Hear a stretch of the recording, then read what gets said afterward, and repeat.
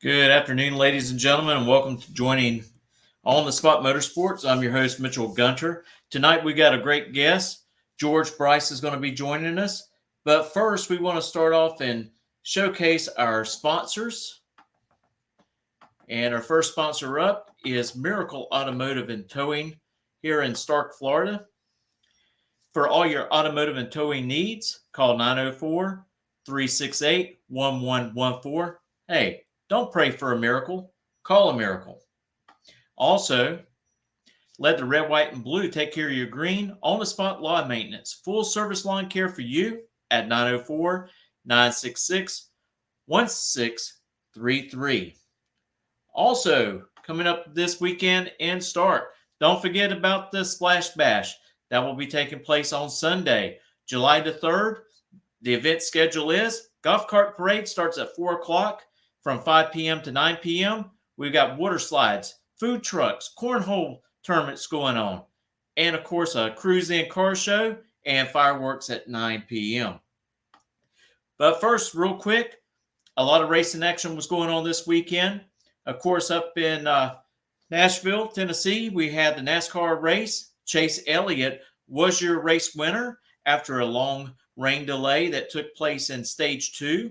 And also in NHRA, we want to congratulate Top Fuel driver Mike Salinas, Funny Car driver Robert Height, Pro Stock driver Erica Anders, and Pro Stock motorcycle rider Angel Sampay, which used to race for George Bryce not too long ago. So we're probably going to talk a little bit about some of the past riders that he had riding for him. And without further ado, we're going to bring Mr. Bryce on. Good evening, y'all. Good afternoon, Mr. Bryce. Thank you for joining us today. Yeah. First of all, I would like you to introduce yourself to the viewers. Okay. George Bryce, most probably known for Pro Stock motorcycle racing in NHRA. We raced with NHRA probably for 30 years, probably. I retired from professional racing in 2016, but my biggest claim to fame probably was the Team Winston program, where we were teamed with Gary Selsey and Alan Johnson for years. I think it was 99, 2000, 2001, 2002. And Angel Sampay was our driver. She won 3 championships in a row during those Winston days. And we won 28 NHRA races together. And that was a great time for us in history. And then the company Star Racing is 42 years old. We started in 1979. We'll get into that, I guess, and a little further down. But been racing my whole life. So that's who I am. I'm married to Jackie Bryce. In her social circles, I'm her husband. And in the racing, Jackie's my wife. So. But that's just kind of how we're known. George and Jackie Bryce. We've been together since we were teenagers. Yes, sir. And I tell you what, I've looked back at some of the pictures, the history that you and Miss Bryce had together and stuff. And what got you so involved in drag racing, you and Miss Bryce?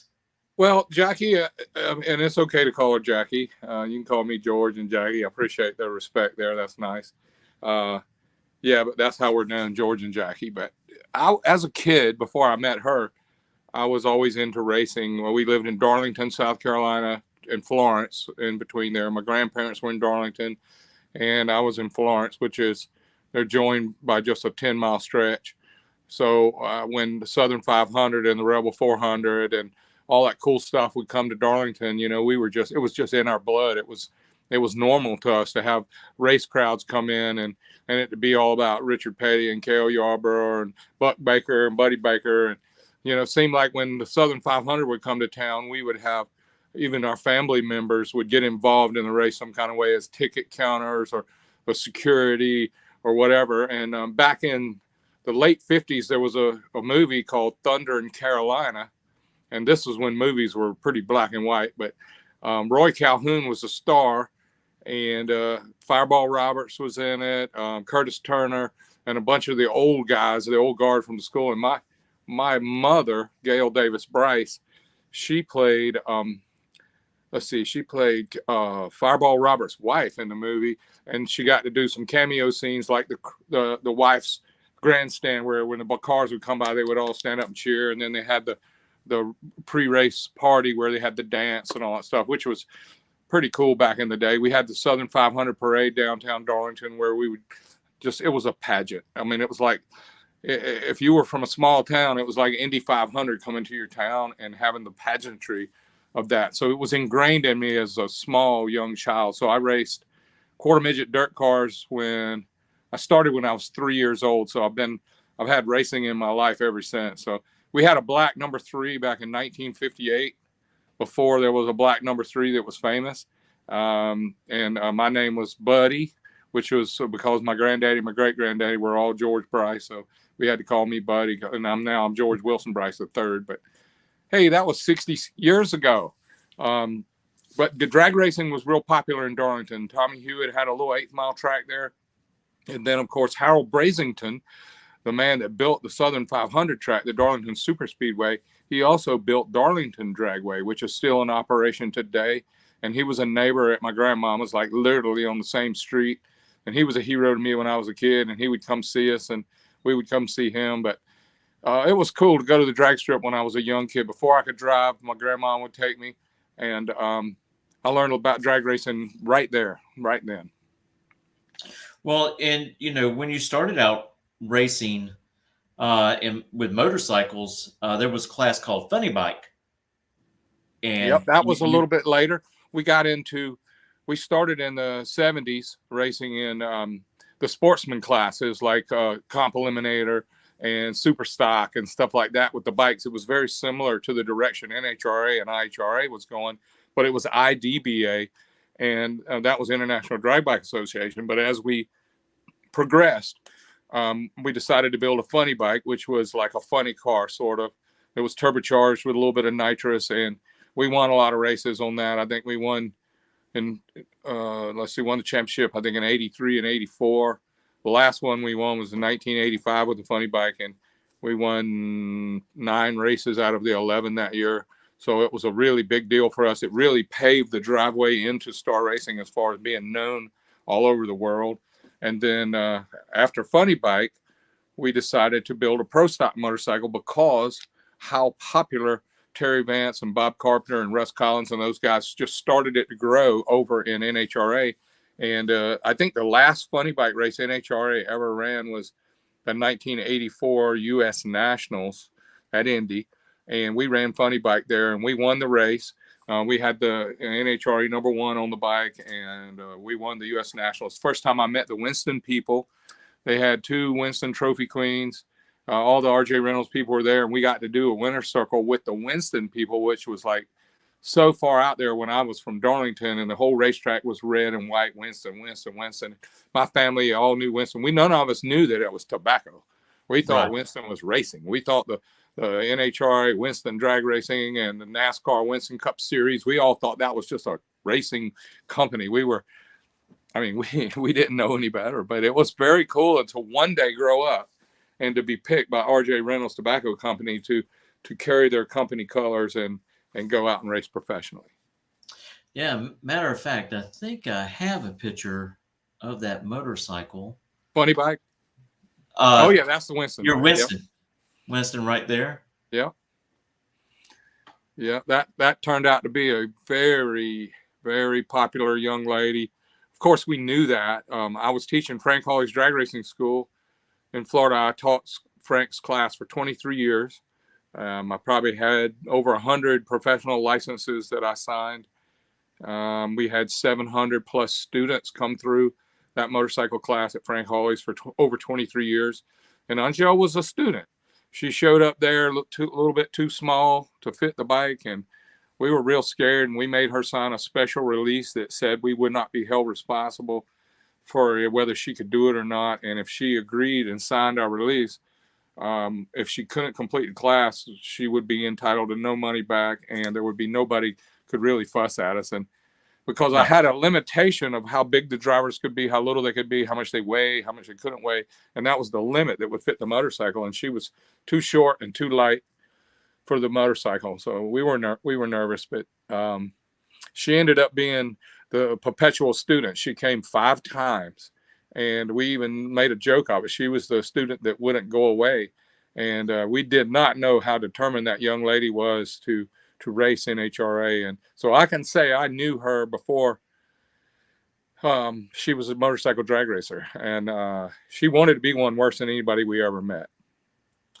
And I tell you, it's not an easy thing to be able to jump on one of those 2-wheeled machines and go down the track. There's a lot of technical work that has to be done there on the starting line right as you start to leave. And a lot of people don't understand that. You got to be able to have fast reflexes. You have to get down as soon as you hit the throttle. And I've came out there, of course, and watched a couple of classes that you were doing and watching the students. And I knew the ones that were doing great because you'll be like this. And I knew the ones that were doing wrong because you would do this. Yeah, we used to have a rule where you couldn't video the other students because it wasn't fair to make them famous because they couldn't do it. And nowadays, I mean, everybody's phone has a video. But back then, when we started that, I think it was in '93 when we started that class. I mean, that was not so popular to have a phone. And there was people there with videos. And we would have to tell them when your family member or your person went and ran the bike, you would have to turn the video camera off and walk away from the starting line for the next person. And that was their private property back then. And Frank has done a great job keeping that a little bit on the down low, because you're talking about a highlight reel. It would be a highlight reel that would be unbelievable for stuff that's happened at that school since Frank started. I was a student of his in 1985 when I won the last IDBA, International Drag Bike Association World Championship on the funny bike. And a great friend of mine, his name was Jack O'Malley, and he was saving $100 bill every time I would buy one of his transmissions for the funny bikes. And we sold 33 of those transmissions that year. And he had put $100 in a jar every time we bought one from his company that was making them. And he spent it on me going to the funny car school.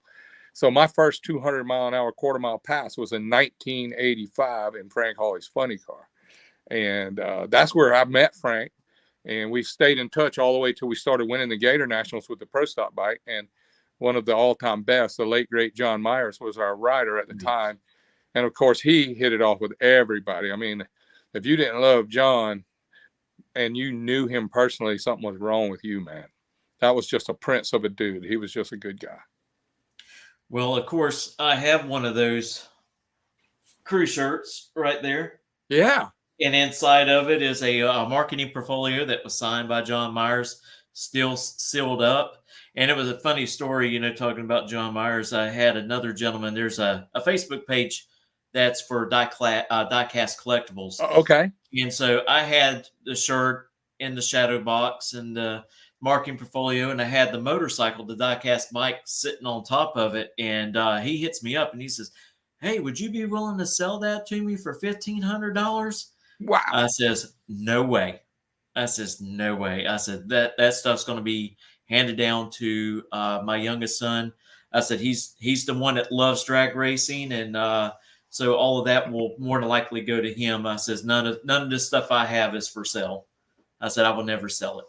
I have a great story about 1999 when Angela had just gotten really popular. She was like endless, taking pictures, endless signing autographs. And in Pomona for the World Championship, we were in the staging lanes, and it was our last race of the year. I want to go see her till the spring. And I said, I love that helmet. It was the metal plate red with the chrome star, and it was just the best. And it had the Winston logo on it and everything. And I said, man, is there any way I could get that helmet? She said, I tell you what I'm going to do, George. You've been so good to me, you and Jackie. I'm going to give it to you for Christmas. I said, you're going to give me that helmet for Christmas? She said, yes. And so I was like, okay, that's great. So then here comes this guy that's been in the staging lanes, walking around with a pad and a pencil, and he was like orbiting us. And he kept getting closer and closer, like I mean, he was like a creeper, you know, he was like stalking us. And I had to get the NHRA, you know, the security guys to come. And I said, look, we're getting surrounded here because we were so far back in the staging lanes at Pomona that it was a crossing from the parking lot to the pits. And we were just getting traffic. And I was like, we got to move ahead. And they said, no, you wait right here. This is where the pro stock motorcycles are. I said, we got to move up into the cars. So this guy's circling and he comes by and he says, she puts her face shield down just like this, puts her gloves on, and she gets on the bike and she starts practicing when this guy comes close. So I said, okay, you just handed him off to me is what you just did. So I said to her, I said to him, I said, what you got? And he said, how much for the helmet? I said, what helmet? He said, that helmet she's wearing, how much would you take for that helmet? And I said, it's not for sale. He said, I'll give you $5,000 cash for it right now. And I said, well, no, we got a race and we got to win the race. And he said, no, I'm talking about after the race. I said, no way. So she's sitting there and she's got that black Meridian shield. You can't see any face. And she's just cutting lights and practicing and cutting lights, practicing, just sitting here static. So he leans over and he says, I'll give you $7,500 for it. And I looked at him and I looked at her and I said, nope, it's not for sale. And then he said, okay, last offer, I'll give you $10,000 today for it right here. As soon as he said that, this is what she did on the bike. She went, her face went right to me. And then she motioned for me to come over. And she was listening hard as she could. And I came over to her, put my head down by her head. And she said, that's still my helmet, right? I said, no, that's my Christmas present. And she said, I'm an Indian giver. And I said, no, you're not. And I said, I tell you what, it's my helmet. I'm not selling it to him. He said, George, you're crazy. So I said, we'll talk about it after the run. So after the run, we came up with this really great idea to call Simpson and get another one sent to Herm, who had painted it for Winston, and get him to do a duplicate. And she sold it to him. And I kept the helmet for my Christmas present. So that was a great story for me because it was happening so fast that the value of everything we were doing was going up while we watched it. Like the diecast stuff. Oh my goodness. That was worth nothing and good. And it went crazy like the stock market, you know. And then of course it rolled over eventually. But it was a time when that Winston deal with Angel just elevated our stock so high. Well, unfortunately, I do not have the diecast Winston bike. I'll eventually one day probably will purchase one. But I can probably help you. I can help you find one. All right.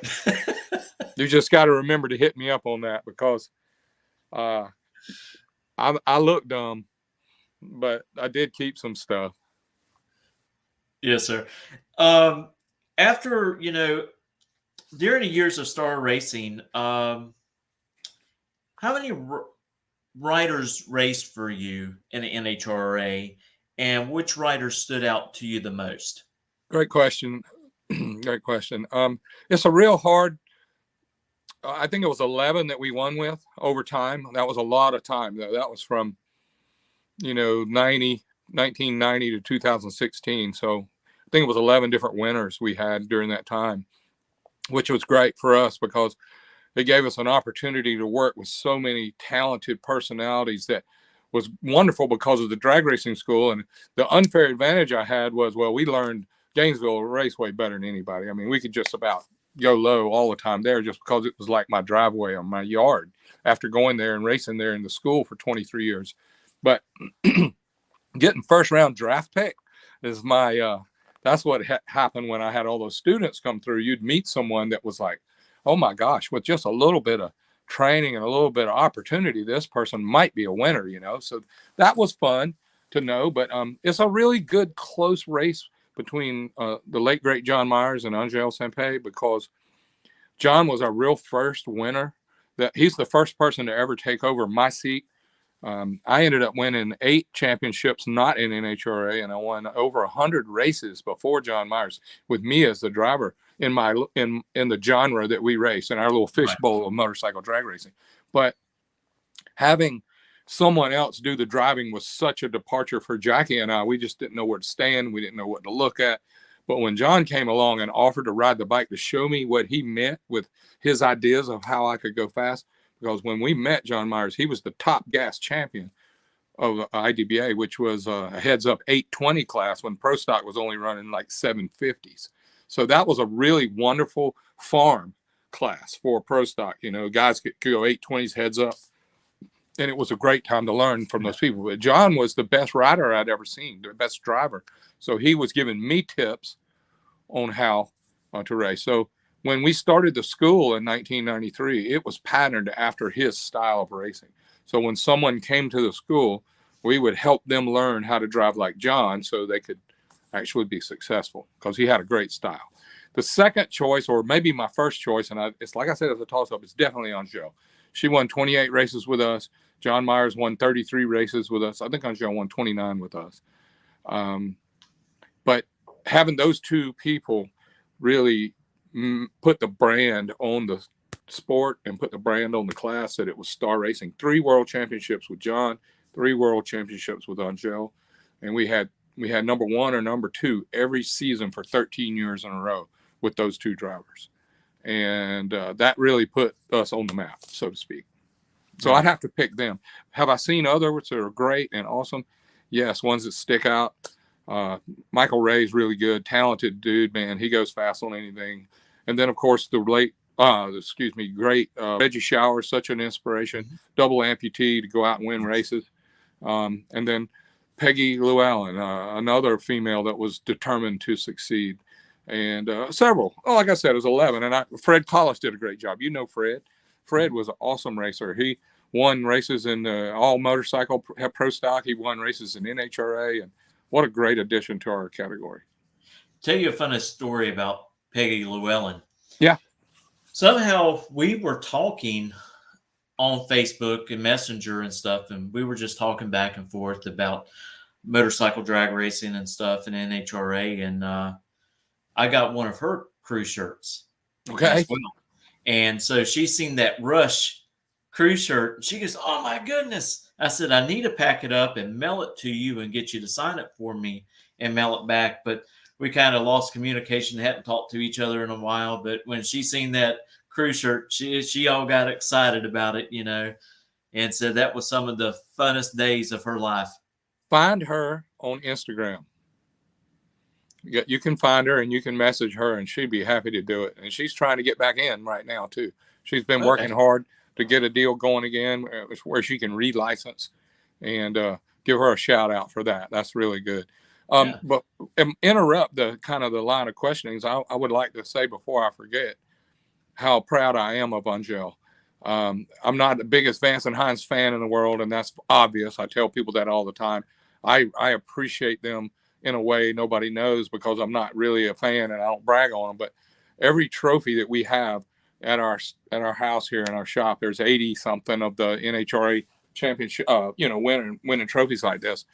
And out of those, Vance and Hines made all of them valuable in our life, because if it had been racing against Joe Schmo or Willie Schmuckknuckle, whoever it was that was a champion, it would have been really cool to win an NHRA race racing against them. But the car racers, the funny car, Top Fuel, Pro Stock cars, none of those guys know how worthy of an adversary Vance and Hines is. It is mind-boggling. So when I pick up one of these and look at it, it's easy to see that we bested that day Vance and Hines, which makes the value go up. So I am humbled with that thought, but I want to tell you about Angel always dreamed to race with Terry Vance. When I first met her, Terry Vance was her hero. She wanted to race for Terry. When Terry would come to the track, she couldn't hardly talk. You couldn't slap a smile off her face. She was like all in starstruck with him, you know. And then after her career kind of waned over, and then Terry said, he came back and gave her a chance to race again. And she broke the late, great Dave Schultz's all-time record this weekend. He has 45 wins in history, and she got her 46 this weekend. And it's on the Vance and Hines Suzuki. And I can separate that in my heart and my mind, that it's not about the team. I understand that's why she goes fast, but I understand how much it means to her, and I know what she has put into this life and this career. And I just wanted to say on this show right here how proud I am of her. And I also am proud of Vance and Hines for what they have done to help her move along as well. Because listen, when you get to be up in your 50s, and you look that good and drive that good and you perform that good, man, somebody needs to give you a pat on the back. And I tell you, I mean, just talking to her in the pits and stuff at Gainesville, you can just see the determination on her face, Mm-hmm. and how much she loves the sport. I mean, she wears it and she wears it very well, Mm-hmm. and she's a very well spoken person. Yeah, she's So, well educated. She was a nurse, registered nurse when I met her, and her deal looked scary through her career a couple times. Went back and re-signed up, and got re-up for being a nurse again. And then we came back after I got a good enough sponsor to come back. We retired one time out of NHRA in 2008, and we right. stayed going until 2012, I believe it was. And along the way, by 2014 or 15, we asked her to come back, and she did, and that regenerated her career again, which was awesome. Yeah, I tell you what, I really enjoy when her and Karen Stouffer has to run each other. Yeah. I really do enjoy it because I tell you, I think they bring the best out of each other when they're lined up. Yep. They started together at the first race in Denver. That's remarkable. To talk about your wins and stuff, I see all the Wallies back behind you. How many championships did y'all win total? 6, counting John and Angel, 3 Okay. each. Yep. And those are the only 6 NHRA races championships we had won. Yes. Had a lot of number 2s, and they went to Vance and Hines and Dave Scholes. That's where Right. they went. You talk about that rivalry between y'all and Vance and Hines, and we're kind of seeing that same rivalry today between two other riders, and Steve Johnson, and talking about Smith, Yep, Matt Smith. You talk about them, and a lot of it, I think, it's really good for the sport that there is a absolutely. little bit of that going on, that little bit of a rivalry and a little bit of a trash talking back and forth. Have you seen Angel and Steve do it? Have you seen that? I've seen them before. How about this year?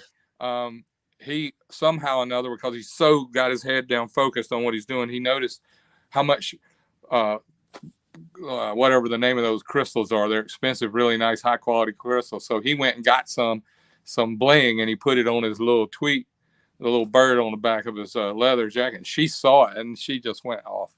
She was like, "Oh, he's trying to imitate me now." And she said, "Those are cheap, fake crystals." And they get to throw back and forth. And it's so funny at the end of the track, when either one of them's on the TV and one of them drives by, they always throw something out in the background while Amanda's talking to them or Jamie's talking to them on TV. And Matt Smith, Angie, and Steve, yes, they got a great rivalry going.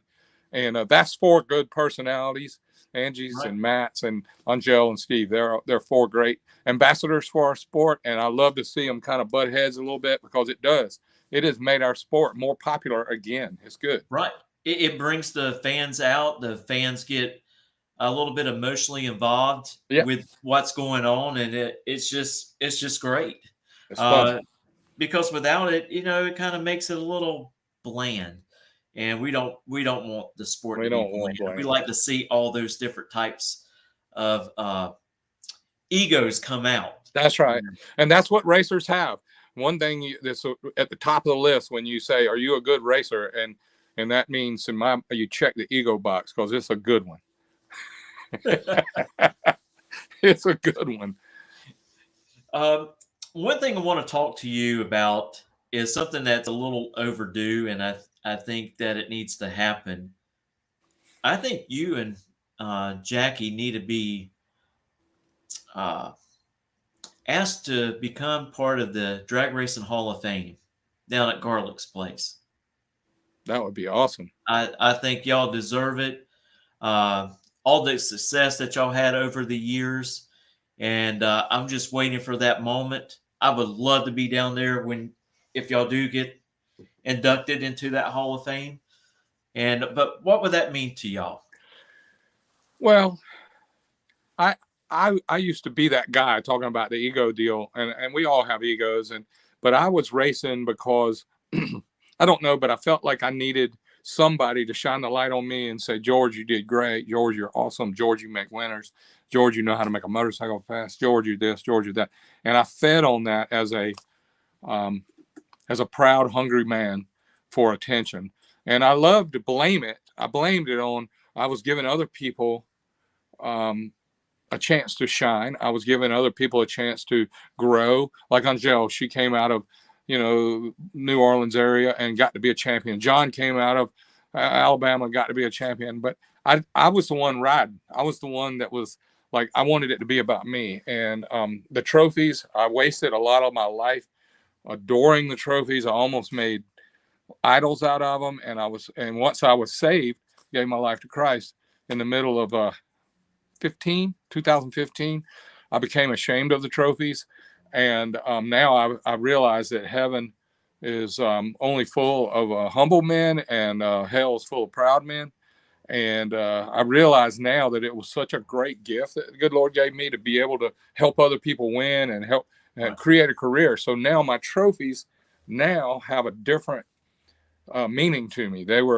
I get to give the glory now to the good Lord for all of it. I mean, everything. I didn't realize that's what was happening, but he was building a foundation for me and Jackie to stand on and be good folks, let the light shine through us onto others, help others. And I was learning it every year, but I didn't really know the meaning of it until I was saved. But to go there and be recognized now for that whole career, all those years, 40 something years, to help build the sport. We did. I feel like we were equal to building the sport as Vance and Hines, to build motorcycle drag racing, because we've been in it since the beginning. But I would love to give Jackie and my team and my riders some credit for us doing it as a team, and it being less about me and more about everyone that helped, including the good Lord. So I would divert it that way instead of it being just a proud moment. But yes, I understand it. And I do. I know why people ask for my autograph or they want to take a picture with me. I understand it, because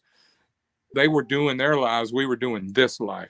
And some people look up to that. And I'm very thankful for it.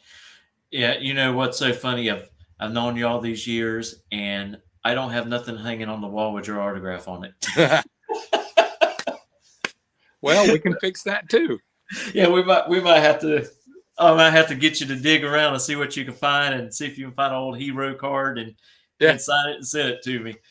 No problem. Yeah, I mean that would be a real honor.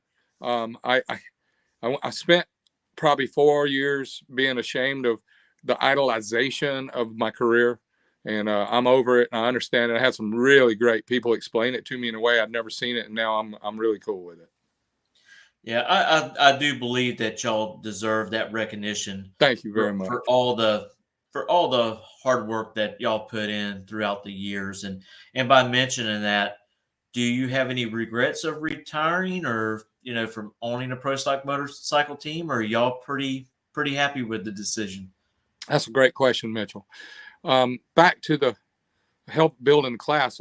We joined forces with SNS in 2003, and we ended up creating a package that was for sale to anyone that they could go out and qualify up front and win. And that was the Buell package. We sold 16 turnkey complete motorcycles ready to go down the track. We ended up selling 32 complete packages to people that they assembled. And it changed the face of our motorcycle class, because when Winston went away and the Harley team was coming in and the Suzuki program was waning, the class was at its low point, in my opinion, because Harley had not really brought prestige to the class yet. Right. Winston was gone, and the interest kind of sank. And then SNS had a great idea to bring this V-twin. So we were able to create a whole new bunch of people, the ones that wanted to come in and race a Harley, and they couldn't have a Vance and Hines Harley, so they could have the SNS one. Then after that got real big and grew really nice, we Mitch Brown from Monster Products out in Wichita came over to Star Racing and asked me to help him design a 4-valve cylinder head billet that could work in pro mod, sportsman classes, and pro stock motorcycle.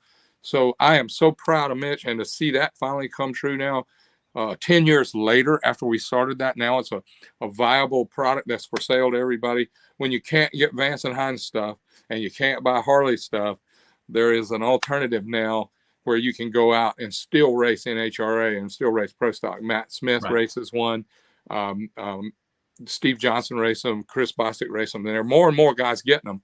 And that's good for the sport to have where you have some options. So before I get to the answer to that question, I wanted to add that in to kind of like what we feel is part of the participation, to help the sport grow. That's something Jackie and I are proud of being involved in. Back to the regret. No, I don't regret it at all. Listen, we felt like we won everything, did everything, got the T-shirt, the trophy, had the parties.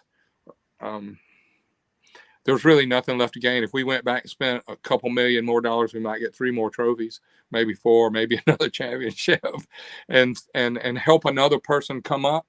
But man, I burned out like a Roman candle.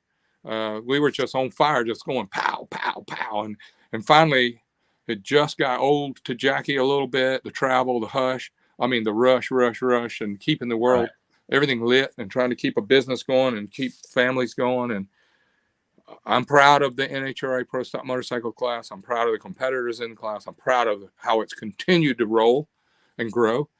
But I do not regret bailing. Yeah, that was actually my next question, because I know you still pay attention to what's going on in the sport and keeping up with pro stock motorcycle racing. How do you like where pro stock motorcycle racing is going?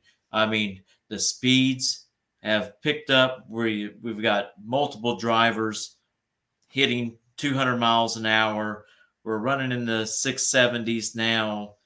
And I tell you what, probably in a year, we may be closing in on that 660 mark. Well, yeah, the biggest mark I saw in the last 5 years was the 200-mile-an-hour club. That was really cool. What a benchmark that is. There won't be another one.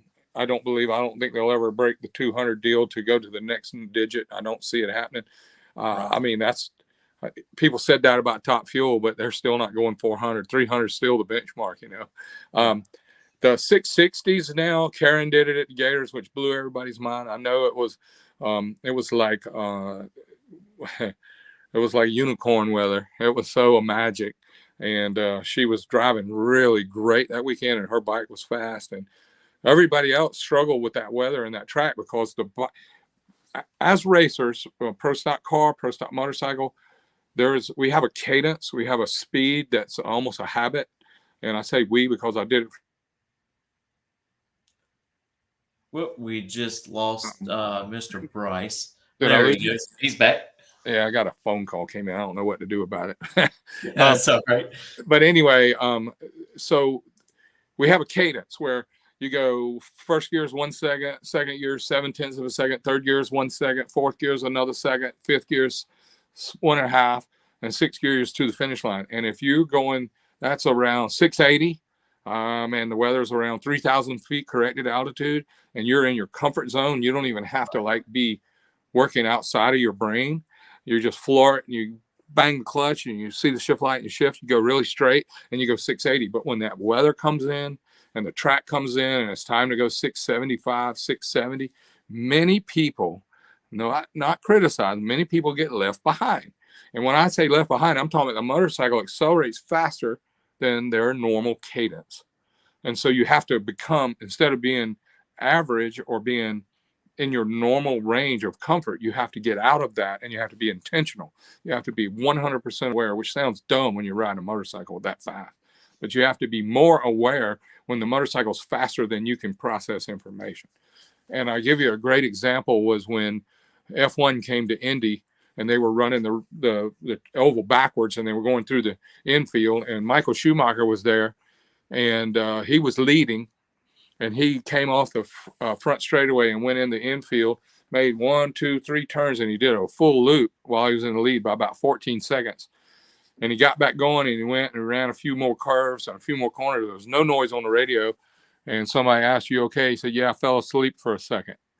And what that meant in my mind is he had gotten into his comfort zone. He had gotten a real far lead, and he was processing information automatically. And he had a lapse for 1 nanosecond, and the car got away from him. And so the guys that are really good at that stuff, like Chase Elliott this weekend, I was there. I was so proud. Everybody thinks it's crazy to be a fan of the 18, but he's an older guy. he's got a seriously bad attitude, and but he is such a great racer. I went there to see him go from dead last to first place, and man, it was so fun to see it. And then he got behind when they came in with the last 9 laps for tire change. But I am a fan of anything motorsports, and I know more than average about it because I've been in it my whole life, and I know a lot of people about it. But go back to the long story short, the motorcycles are outrunning our people. They're so quick and they're so fast. There's only a few when the weather gets great where they can stay in front of the motorcycle mentally. Denver will be great. Denver's going to slow the bike down a little bit, and that's where we started with Karen. We started with Angel. We started with so many new people started at Denver because it's programmable, it's processable. The rate of acceleration is slow enough to where if you ride a fast motorcycle, you can do it. Pro stock car is unbelievable. I am such a fan of the people that drive that really great. The young kids coming up are doing great. And I'm a fan of Erica's because she tries so hard and she's so hard to beat. And people hate it when she beats them. If you're in that class, you do not want her to win. You want to beat her. And that just adds to the value of these trophies if you do outrun Angel or you outrun Erica. But I know I got off subject, but it's all about the rate of the motorcycles and the performance now. I also see people hold the throttle too far. I mean, when you're going 200 miles an hour and you stay on the gas for 1 second, you've already covered a couple football fields, and there's no room to stop. The tracks are not longer than they were. The tracks are short, and the sand traps are nice, but you hold up the show, you wreck your machine. Everything has a stop when you go on the sand. And when I see somebody go through the finish line and hold a throttle 100 feet past the finish line, I don't know why they would, but if I was paying for the engine and it was mine and it was on the rev limiter on the red line, and when I got the stripe, I would chop the throttle and I would slow down quick. I wouldn't throw it in a spin. I wouldn't lock the brakes, but I would start decelling immediately, and I would not go into the sand holding the clutch in. Listen, if you were road racing a motorcycle and you were going down the front straightaway at Daytona, at the Daytona 200, and you're going down through the trial, we're going 200 miles an hour, and you go into turn 1, you do not pull in the clutch and coast into turn 1. You go, now you can't downshift the pro stock motorcycles, but you can let the engine decel, and it has to be taught. And since we stopped teaching the school, there's a lot of new people come in and they hold the clutch right into the sand trap, and they ought to let the engine slow them down. And if somebody says it hurts the engine, so does going in the sand. Right. That's just me up on the tire. That's my soapbox. Okay, I'm off that now. You go. Well, you was talking about, you like Erica Anders, and I tell you what, she is a remarkable young lady. I mean, she's now a seasoned veteran in that class, and I see a lot of similarities between her and Angel. Yeah.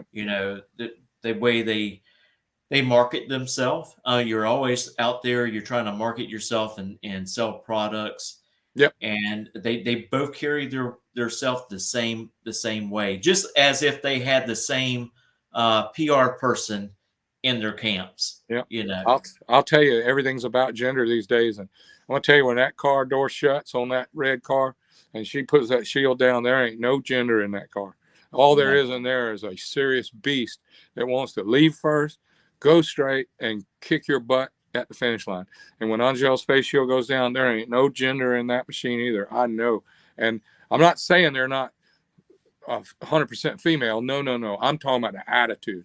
When Angel put her helmet on, or when Erica gets ready to go kick your butt, she's like 2 heads, 6 foot tall, and just a maniac for kicking your butt. Everything fades away, and it's them and the track and the finish line. Yeah, and they can use it. They turn that whole deal into fuel to perform, and I'm a big fan of that. They're both racing each other for first to 50 for the female to win in our sport. Right. I don't know exactly where Erica stands, but it's got to be getting on up there because she's done so good. But yeah, I'm a huge fan of both of them. Yeah, they're great, wonderful people, and I'm like, I see all the stories, all the stuff on Facebook, and someone was giving her a really hard time, and I said everybody wants to be a driver behind the keyboard, It's easy. you know, Hell, it's easy. but they will never jump in that car, and they probably won't even get it to do a burnout Nope. because of the process that you have to do to do a burnout in a pro stock car. Yep. And people still today race pro stock, and they still have issues with doing their burnouts in the cars because I had actually Roy Hill on a couple of weeks ago, and we talked a little bit about that. He says, we got veterans out there that they still kind of mess up on their burnouts and stuff. Wrecks the clutch, man. As soon as you muff the burnout, clutch is toast. And whatever you thought was going to happen at the starting line is going out the window. It's so important. It's so important. And people don't give that enough credit, in my opinion. I went to Roy's school twice. That was fun. Yeah, he's actually invited me to come up there. I was supposed to go at the beginning of this month, and I called back because I didn't know if he wanted me to bring my car. Oh, yeah. Or he wanted me to come up and use one of his. So I called back. I said, talked to his secretary. I says, does he want me to just come up, or does he want me to bring my car? And she goes, I think he just wants you to come up, and we got plenty of cars. I said, okay. So Roy called me back probably about 30, 40 minutes later. He says, no, I want you to bring your car. Wow. He says, I want to help you in your car that you race every day and see if I can help sharpen you up on some skills. There you go. And I says, well, I can't do that this weekend. I can't come up. I said, but I will plan with you probably after the summer. I'll come up there. I said, right now, I don't have a truck and I don't have the trailer. So I would have to rent both to come up there plus a hotel expense. And I said, so I'll get all that worked out. I said, we're actually shopping for a truck now. We're looking around. Good. But I think it'd be a great experience to go up there and go through his school. And he did tell me, he says, I'm the type of person that if I see you doing something wrong, I'm going to holler at you. And I says, well, that's the kind of coach I like, because you got to take that constructive criticism to become better. That's right. And I think that's a lot what's wrong with our world right now, with not just in racing, but in general, that these young people can't take construction criticism to become better. Got a good one. A good one is the two star football players coming off the field after practice, run by the coach, and one of the star football players come by and he said, Coach, did you see me out there? Did you see how good I was doing? The coach said, yep, good boy. Go ahead, take a shower. Second guy comes running off the field and he says, Coach, did you see me? He said, yep. He said, what can I do to do better? And he said, I'll catch you after shower. Go. So you pick which one you want to help. Yeah, I want the second guy. That's right. Definitely. Yep.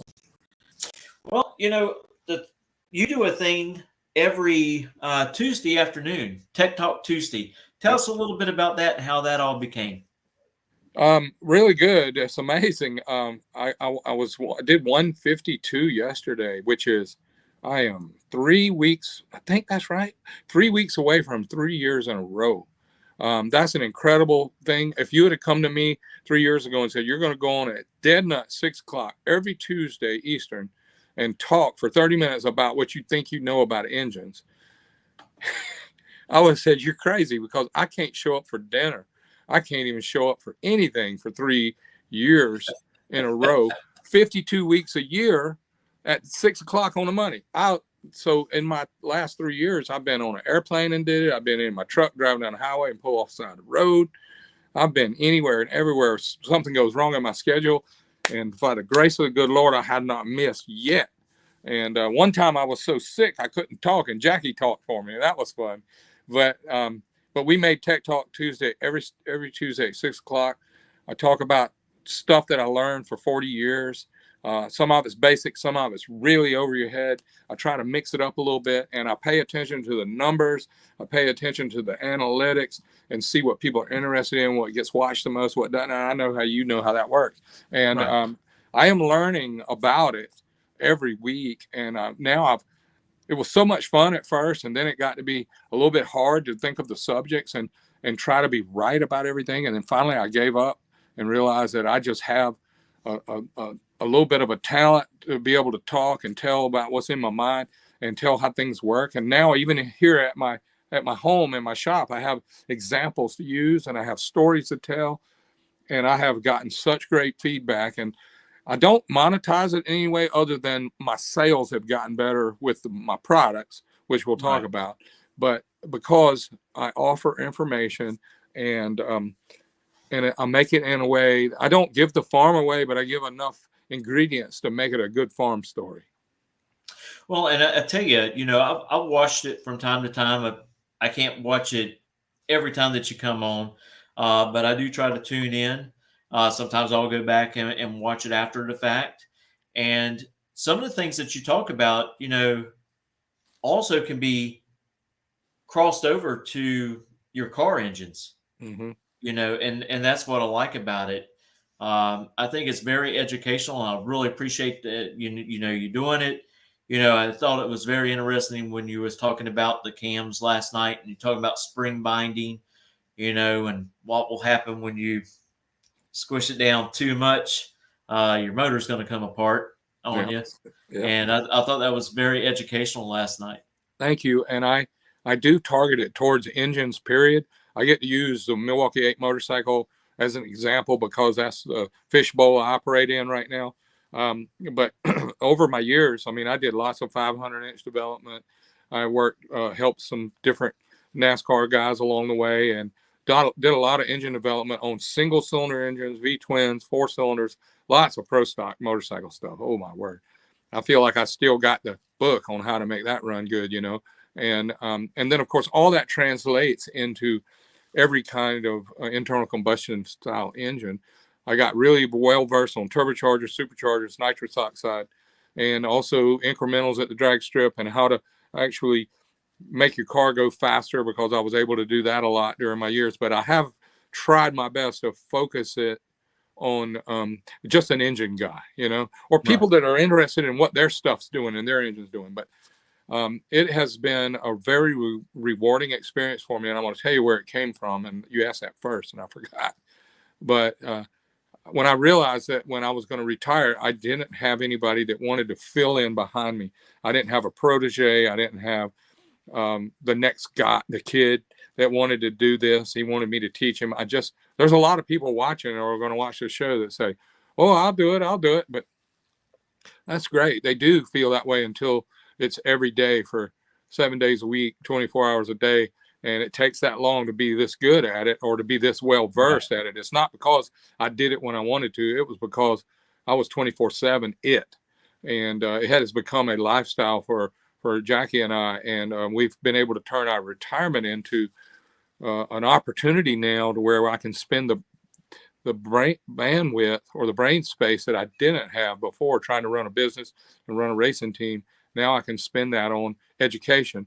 But when I realized I didn't have anybody who was going to pick up Star Racing and run with it, I decided to share it with anyone interested so that maybe the genre could follow or continue, or maybe the mentality of taking all this information all these years and share it with people rather than try and just sit on it. Right. And the one thing I like about it, like yesterday's show, you're sitting around, you can grab your calculator and you can do all the math with you, and get more familiar with all the formulas and stuff that you have to make sure your engine is right. Because if something's off just a little bit, that's all it takes is just a little smidgen off, and you can destroy a motor really quick. That's right. And one of the things I learned from your show, which I spray nitrous, and you were talking I forget what episode it was, but you were talking about how you make your power on the bottom end of the track before you get to the top end. Well, I always thought that, if I sprayed nitrous, I needed to spray it all the way through the quarter mile. Well, I stopped and I just started spraying from the starting line to the 8th mile. And there's not very much difference in ET at all. Except for your wallet lasts longer. You better believe it, especially right now at the price of what nitrous is today. It's not $2 and something like it used to be. The combustion chamber and the engine cylinder is the reactor. It's like a nuclear reactor, and the longer you run it, the hotter it gets, and the more it gets towards a melting point.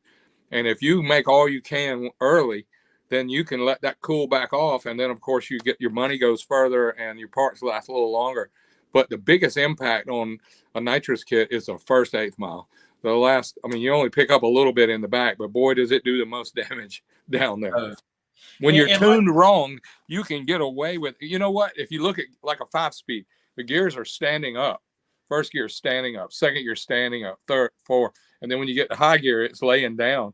And that reactor is getting ready to melt. So if you have all the spray on late, you're going to do the most damage. So it's pretty interesting. Thank you for bringing that up. Yeah, I mean, it helped out a ton. And, I bracket raced with the car.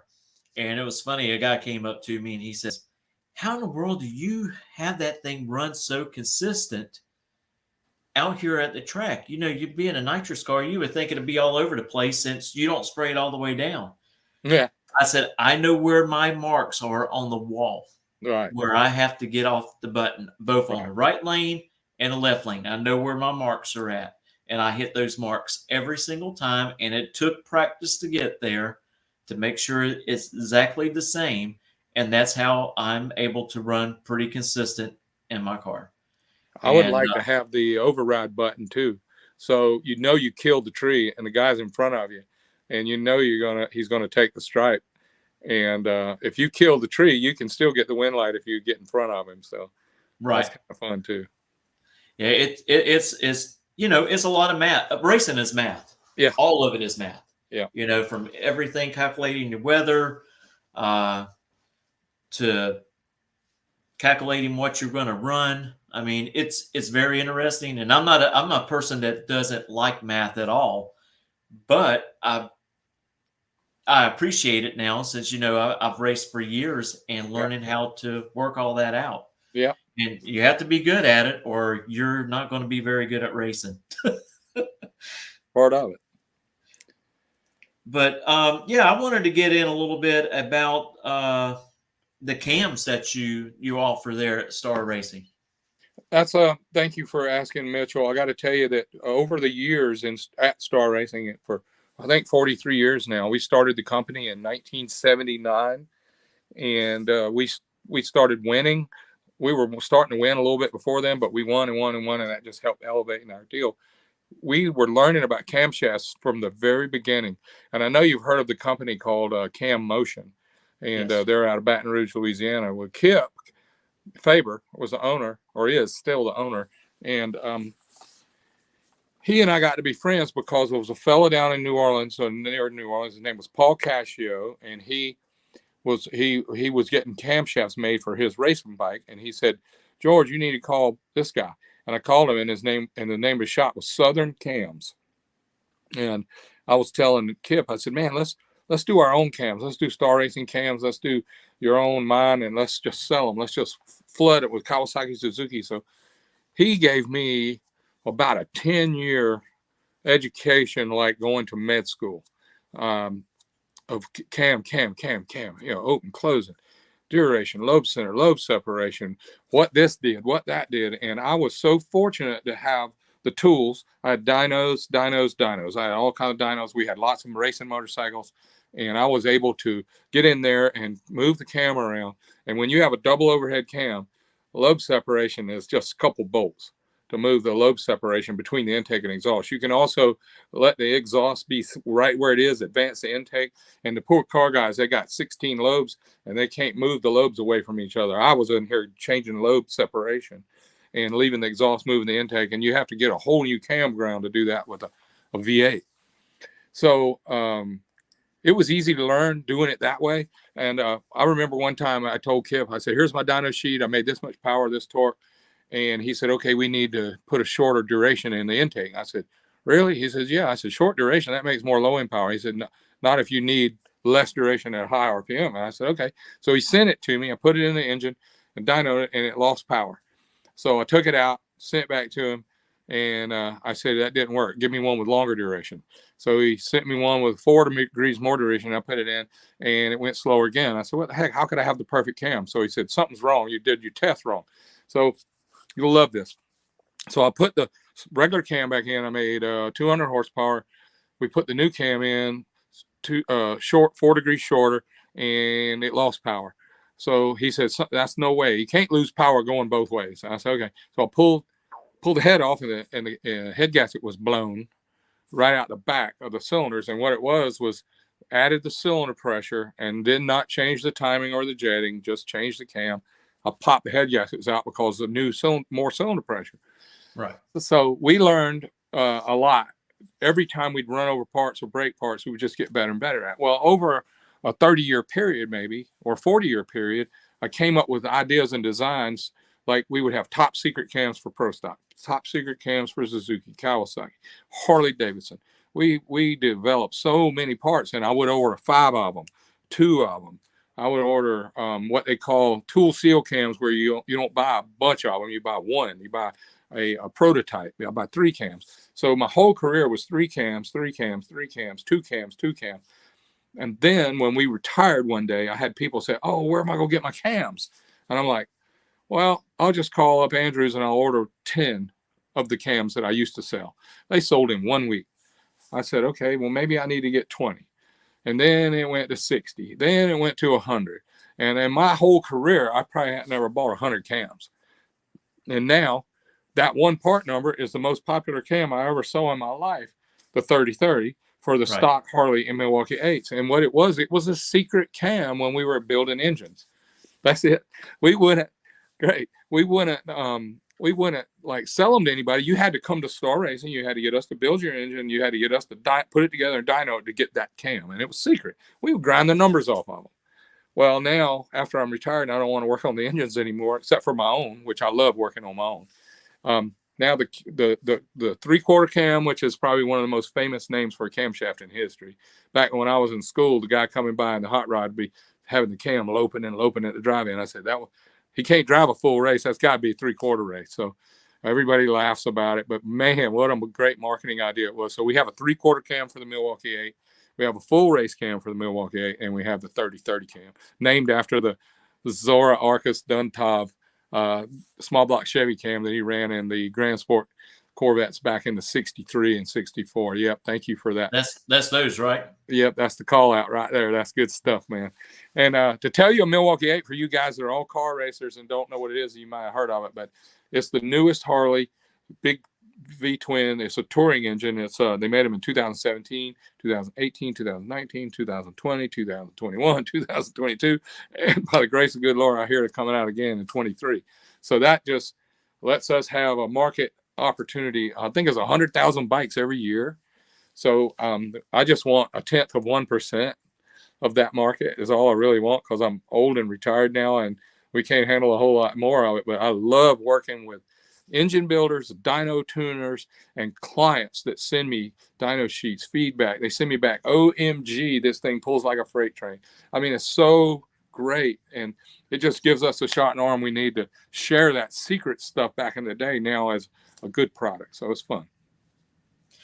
What horsepower ranges are y'all getting out of those Milwaukee 8s when y'all dyno them?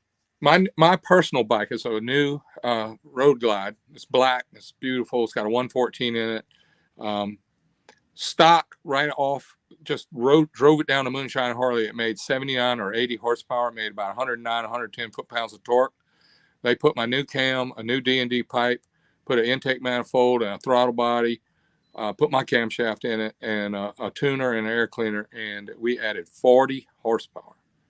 It went from, and didn't take the heads off, didn't change the spark plugs, just bolt-on stuff. So we went from 80 to 120 horsepower just with bolt-on parts, which I don't know what that is. That's got to be 50% gain, right? Yeah, that's about it.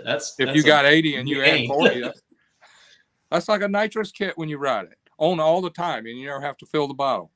And this is another great part about it, Mitchell, is when you're driving on the freeway at 70 miles an hour, and if you could see live data on the throttle position sensor and you put it on cruise at 70 miles an hour in high gear, Now the throttle blade is closed so much going that mile an hour, going 70, because there's no power. It's got so much power it just rolls the throttle back to stay there. And you know how cruise control works. Come to a hill, the throttle blade opens, and then when you get downhill, the throttle blade closes on the modern cars and motorcycles. And man, I'm driving along, and this thing is just pinching gasoline, going 70 miles an hour. And I mean, it's like a Windex bottle every now and then, squirting a little gasoline in there. So the gas mileage goes up too, because you don't have to floor it to go 70. Now you just give it an eighth of a throttle to go 70 miles an hour. So it's just feels like it's got a bigger engine in it. Which is very important right now with gas prices as high as they are, you know. Yeah. I know it kills me because I still drive, you know, my car back and forth to work, and it doesn't like anything but 93 octane, and I think I'm paying $5.70, I think, a gallon, something like that. Boy, it's like buying racing gas 10 years ago. It hurts bad. Yes. I tell you what, man, I love G-Force and I love burning gasoline. I'm gonna sacrifice something else. I might sacrifice bacon or biscuits or something to buy gasoline, because I love to burn me some gasoline. Actually, I got a few pictures before we close out today. I was going to flash them up and let you talk a little bit about them. All right. We'll start off with this one right here. Mike Ray won that race. That was Sovereign out of Budapest, Hungary.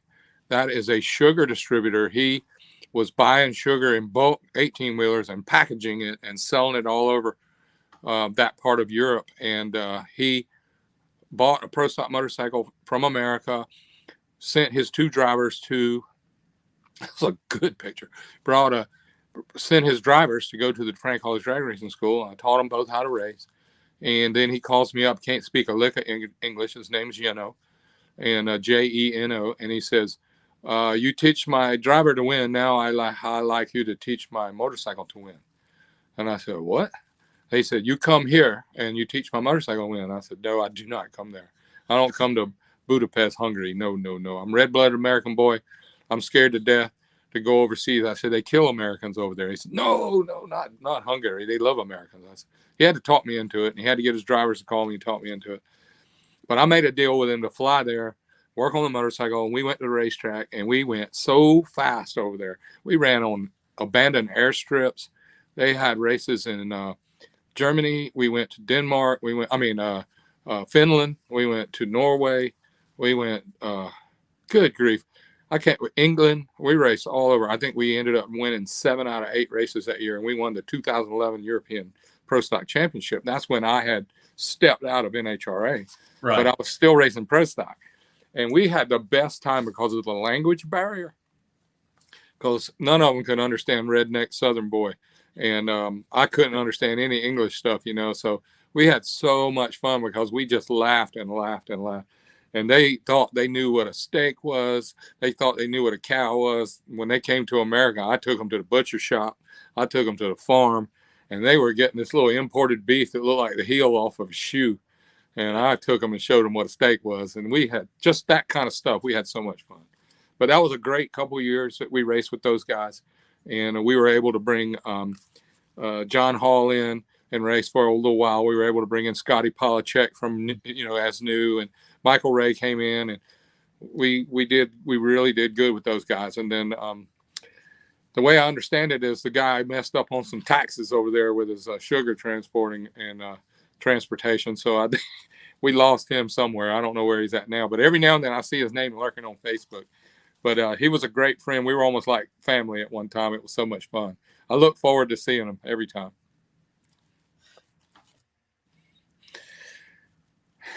Yep. That's probably one of my most favorite champions in the world. You see how Winston was so great to let Star be a part of that. They called it being on they called it a coattail program. Winston was so famous and Winston was so big, whatever little other decals got to get on there, man, was riding the coattails of the big red machine. And that was a fun time for us. That really changed our life, that Winston deal. It was education. Mitchell, it was 4 years of motorsports, marketing college. You couldn't have gone to a university and learned more than we did working with those folks. They Right. know what's up. And of course, we showed this one earlier. Yep. That's Angel there on the Winston bike. Yep, that was fun times, man. That was our last year with RJ Reynolds, and they did that S2 bike, which is also a pretty famous paint job and diecast model. And how about this one right here? The teacher, the teacher and the technician. That was when Jackie was doing a little bit of school teaching. That was when we first came out with that motorcycle. That was at Englishtown. And believe it or not, that's the Englishtown wall behind us. That was the year they built that wall so that they could stay there for another 10 or 20 years without the townspeople closing them up. But they tried to wall in that whole racetrack, and we were so fortunate to get to run. That was an NHRA national event where they had funny bikes there. And that was the last year we raced NHRA funny bike. And if you look, you see the Howell Racing fuel signs. Right. That was really great back in the day. That was when they would pour lead into the gasoline. I'm talking about real illegal, kill your children lead. And that was some good gasoline, man. It had real lead in it.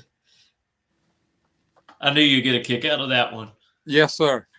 That's just this last weekend, several years ago. I think that's 2015 at Norwalk.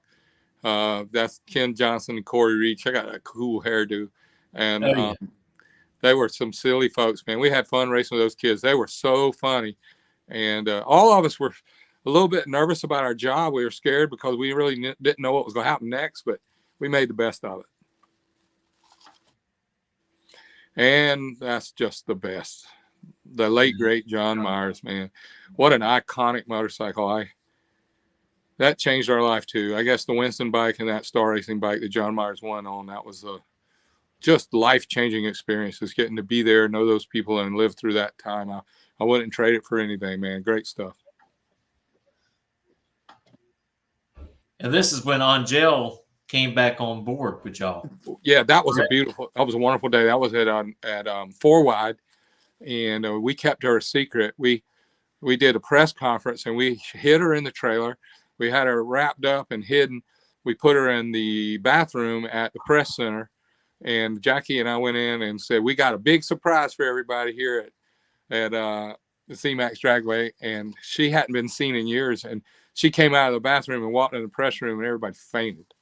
That was a good day. She's back. That was fun. Now, this is one of your bikes, correct? Yep, that's Buck. I just sold him. That's a 2003 collector's edition Road King. That was that special paint. It had gold frame. It had gold wheels. I mean, gold, every part of it. It was a really cool bike. And I built it to drive around Nashville and to go in the 9s in a quarter mile. And I actually rode that motorcycle to the track and was able to run some 990s with it, hand clutch, foot shifting, and a guy in Chicago bought that bike. That helped fund my new one.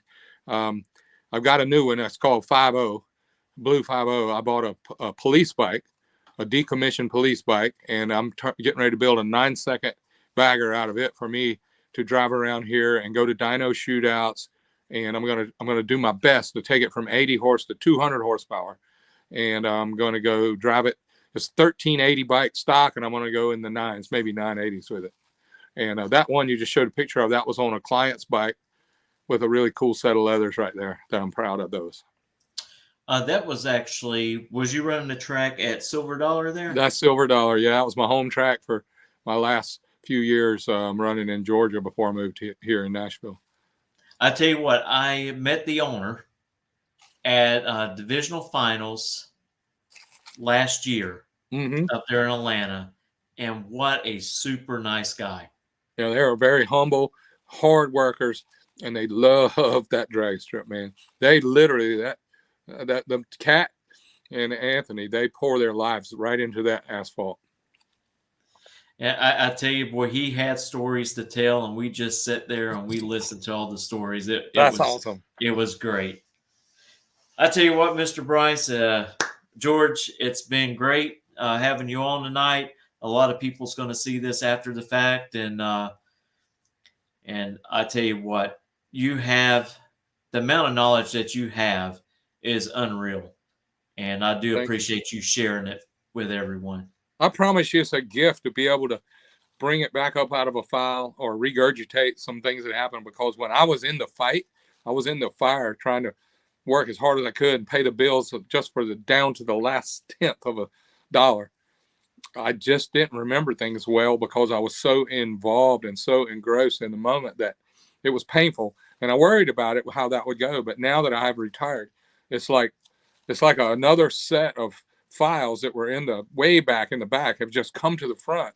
And it's been really fun because I get to relive those moments now in a way that I never thought I could, because I have to visualize them when I talk about them. So I get to sort of replay that stuff in a way that's been very rewarding. And I'm very thankful for you to give me the chance, Mitchell, to come on here and share some of those stories and those ideas and the great questions you gave me. I wanted to say thank you for that. No problem. If someone wants to buy a cam from you, how can they get a hold of you? It's so great. It's starracing.com. And when they invented the internet about 40 years ago, whenever it happened, we got that right away, starracing.com. So today, if you go on starracing.com, Julie Bryce Bennett, sorry, she's married now to a great guy named Tyler Bennett, but she was Julie Bryce for me for 20 something years. But anyway, she keeps updating our website for us. So it's not a lot of old stuff. It's mostly the new stuff. And so if it's pretty new, it's on there. So if you go to starracing.com, please just look through at the products. We've done a fairly good job of trying to describe them and answer some questions and spell it out. But I'm on also, I would like to share that I check my Facebook personal page every day. I check the Star Racing Facebook page every day on Facebook. I am George Bryce Star on Instagram, and all of our Tech Talk Tuesdays are stored for archives, I think, on YouTube. And the name of that channel is Star Racing GA. And so I think there's over 140 episodes of the Tech Talk on there, which gets looked at every day because people just now are starting to learn about it. And this will help as well. But it's great. I look forward to keep doing Tech Talk as long as I can remember something to tell y'all. Maybe I'll be 10 years older from now and it'll be a whole bunch of them. But as long as people keep sending me feedback and keep giving me thumbs up, I'm going to keep trying to do them. Well, you know what I should do? I should go in the living room. We should look it up on YouTube, me and my wife, and I'll just make her sit the next couple hours before we go to bed, and we'll just watch all those Tech Talks. Oh, my gosh. I was at the drag strip there earlier this year, and this couple came up to me, and he said, "You're really George Bryce?" I said, "Yeah." And he says, "Wow." And his wife's just sitting there rolling her eyes. I said, What's wrong with you? And she said, "I have to watch you on the phone every night in bed." And I said, "Oh my gosh, I'm so sorry." And she said, "Oh my gosh, he is so obsessed with you." I said, "I promise it's not about me. It's about the stories or the information." I said, "Please don't be mad at me." I said, "Maybe you can find something good, make him watch with you." We got a big laugh out of it. But it is so funny what you just said. That's hilarious. Isn't it? Oh my gosh. I was at Bowling Green the other day. I went to fly on the B-17 with the Texas Raiders. And there was a break, a little delay. So I jumped in my car and ran over to the Harley dealership. Never been there before. I walked in and them people, you thought Don Garlitz walked in there. It was so great. They're all Tech Talk Tuesday fans, and I'm like, wow. I did selfies and did some tech talk in the shop and showed them some stuff. And man, I tell you what, I need to get out more often. That was fun. Yeah, I tell you what, everybody knows you, and I tell you what, it's a good thing that they know you. You're a good man. You're a man of God, and I remember really very well when I met you. I remember the struggles and all that stuff, and you made it really, really important to us, and we were very thankful we got to meet you guys. Well, I tell you what, Zane, he's growing like a weed. He's now 9. He's such a miracle, man. Such a miracle. He is, and like I said, out of 3 kids, he's the only one that loves drag racing. So at least I got one out of the 3. He's got a good right to love it, my friend. He's got a good right to love it. That's all he got to see at first, isn't it? That's right. And it was so funny, just something really funny. I was talking to a friend of mine that I race out with at Gainesville Raceway, sometimes against, in the class. And he actually won, and we were talking, and I congratulated him and stuff. And Zane's in the back seat, and I said, "Well, mine's coming soon." I said, "I'll make it there and get it in the winner's circle." And so he's like, "Yeah, man, you've been winning a bunch of rounds." And Zane in the back seat says, "That's my dad. He's going to win here real soon." That's so great. I said, "I hope you're right." That's so great. I remember the same thing. Julie going to school all these years at college and all the years in high school and everything, and everybody would tell her mom and dad are famous, and she says, "No, they're just my mom and dad. They didn't know." Right. It's funny, but I think we were the only ones that got to be on ESPN and stuff in Americus, Georgia, all those years. But that was pretty funny just to be regular folks at the football games and the basketball games and all that. But hey, I never got the text from the good Lord or anybody that I was extra special or different than anybody else. I just really got the opportunity to be in drag racing for 24/7 for so many decades that we never really, Jackie, I never had another job. All I've ever done is work at Star Racing since I really kind of got out of school. And it's been good. It's been a good life for us and a good business. And I'd love to share it when I can. And this has given us a great opportunity to do that. So I want to tell your family I said hello, and thank you very much, Mitchell. No problem. And that's the whole reason why we created this. I was on another podcast with some other guys, and it's called On the Spot with David Rogers. And I was bringing racers on. Yeah. You know, we've had Eric on there, Lyle Barnett, J.R. Gray, and several others. And I said, you know what? Because this is mostly news and politics, I said, we need to start another page just for motorsports. And I says, I don't want to get these drivers caught up on a show that's talking politics, because when we go to the track and we race, all that goes away. All we're concentrating on is around our racing family and try to perform well. And that's why we created this. And because the drivers and other personnel on the teams, they don't get this opportunity through FS1. I mean, I know FS1 tries to do their best, but they don't get that opportunity, and that's what I try to bring.